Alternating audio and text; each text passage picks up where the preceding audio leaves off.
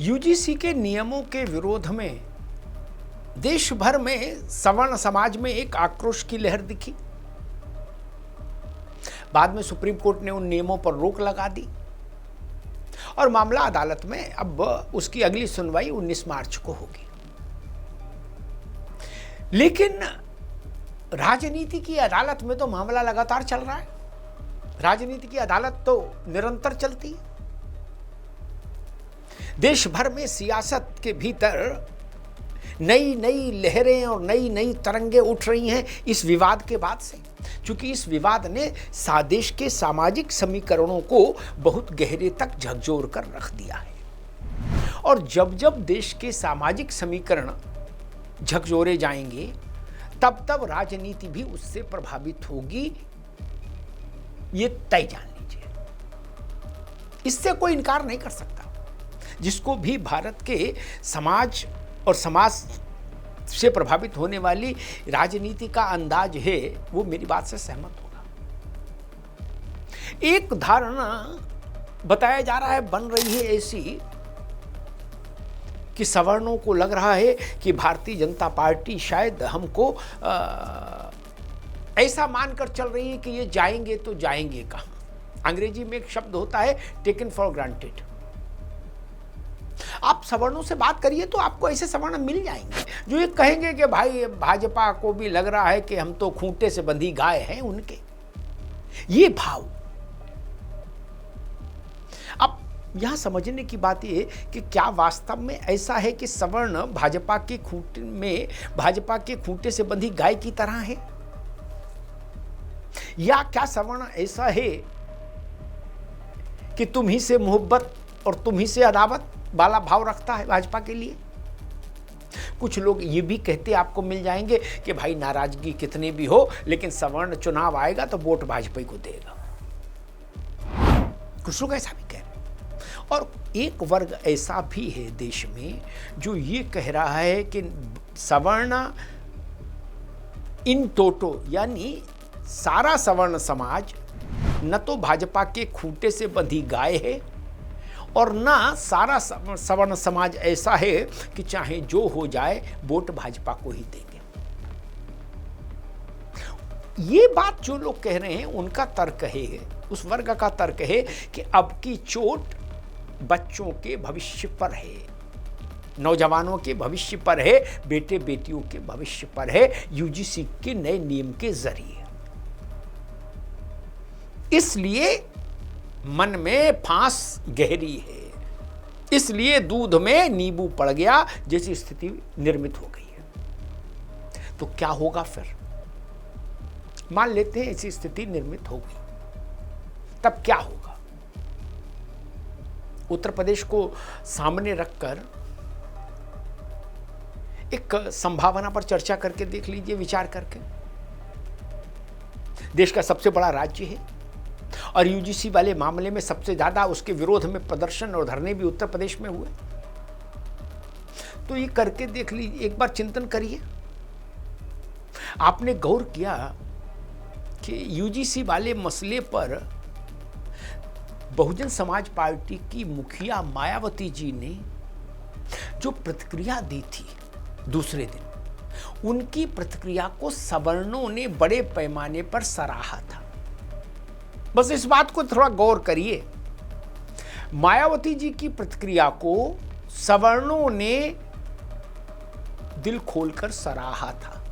कहा था बहन जी बड़ी नेता हैं और बड़े दिल की नेता हैं। उन्होंने समानता की बात कही, समता की बात कही और उन्होंने इस बात को, दलित नेता होते हुए इस बात को उठाया कि किसी भी समाज के साथ अन्याय नहीं होना चाहिए, सवर्णों के साथ भी अन्याय नहीं होना चाहिए, सबको विश्वास में लेकर फैसला होना चाहिए, जल्दबाजी में कोई फैसला ना हो। यानी मायावती के वक्तव्य से देश के सवर्ण भी आनंदित हो गए। उनको लगा कि केवल बहन जी हैं जिन्होंने गैर सवर्ण होते हुए भी, सवर्ण वर्ग से ना होते हुए भी, देश के सबसे बड़े दलित नेता होने के बाद भी समानता और समता की बात कही। बस यहीं से कहानी में ट्विस्ट आ जाता है। क्या बहन जी ने जानबूझकर ऐसा पासा फेंका जिससे दलित उनके साथ हैं, सवर्ण भी रीझ जाएं, और सवर्ण रीझे हैं उन पर। बहन जी ने वो जो अपने डिजिटल अकाउंट्स पर वो जो अपना वक्तव्य डाला, उसके नीचे सवर्णों की प्रतिक्रिया पढ़ लीजिए। आप मेरी बात से सहमत होंगे, क्या सवर्ण रीझ गए मायावती जी पर? और अगर उत्तर प्रदेश में पूरा न सही थोड़ा बहुत भी सवर्ण हाथी के साथ हो लिया तो उत्तर प्रदेश का सारा चुनावी ताना बाना बदल जाएगा। जो अनुलोम है वो विलोम हो जाएगा, जो विलोम है वो अनुलोम हो जाएगा। यानी सिरहाना पैताना हो जाएगा, पैताना सिरहाना हो जाएगा, अगर मायावती जी के तरफ जरा सा सवर्ण झुक गया। मैं नहीं जानता कि कितना झुकेगा, नहीं झुकेगा, लेकिन सवर्णों के लिए बसपा और बसपा के लिए सवर्ण कोई नया प्रयोग नहीं है, ये जान लीजिए। जिन लोगों को पूर्व की राजनीतिक घटनाएं कम याद रहती हैं, उनके रेफरेंस के लिए याद दिला दूं, 2006 में काशीराम जी दिवंगत हुए और 2007 में उत्तर प्रदेश में चुनाव हुआ। उस चुनाव में बसपा पहली और आखिरी बार पूर्ण बहुमत लेकर आई। उस बसपा की उस सरकार को बनाने के पीछे सवर्ण और सवर्णों में भी ब्राह्मणों का बड़ा योगदान था। नारा लगा, हाथी नहीं गणेश है, ब्रह्मा विष्णु महेश है। दूसरा नारा लगा, ब्राह्मण शंख बजाएगा, हाथी बढ़ता जाएगा। और इन नारों का प्रतिफलन ये हुआ कि बीएसपी सरकार में आ गई, मायावती जी पूर्ण बहुमत की सरकार का नेतृत्व करने लगी। ये हो चुका इसी उत्तर प्रदेश में। कांग्रेस इस स्थिति में नहीं उत्तर प्रदेश में कि उसके साथ उसकी ओर सवर्ण देखें, ये भी ठीक है, क्योंकि सवर्ण कांग्रेस के साथ जुड़ भी जाए तब भी कांग्रेस जीत की स्थिति में नहीं आती। समाजवादी पार्टी के साथ कम से कम सवर्णों के लिए वैसी स्थिति नहीं हो सकती जैसी बसपा के साथ उनको कंफर्ट जोन मिल सकता है।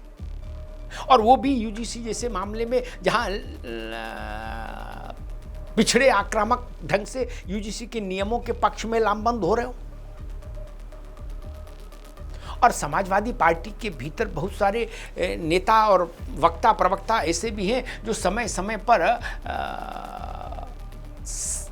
सवर्ण वर्ग और भारत की सनातन परंपरा और हिंदुत्व को कटघरे में खड़ा करते रहते हैं। वो लाइक और शेयर के लिए करते होंगे, लेकिन करते तो है ना। तो बिल तो साइकिल वाल पर ही फटता है।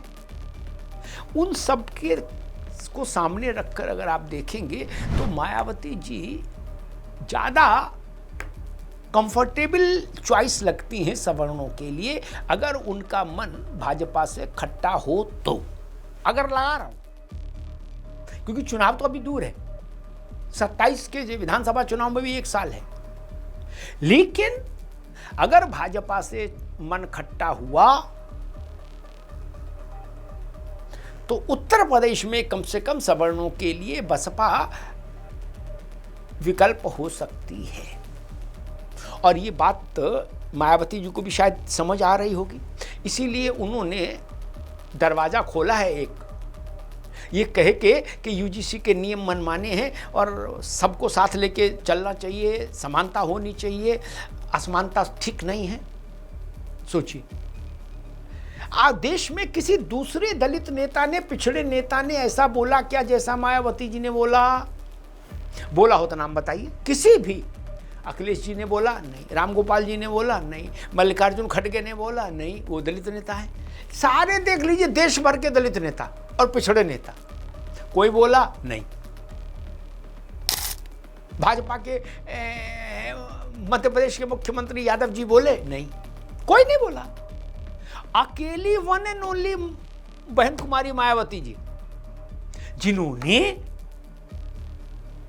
संतुलन की बात की, समानता की बात की और सबको साथ लेकर चलने की बात की। तो यूं ही तो दरवाजा नहीं खोला होगा मायावती जी ने।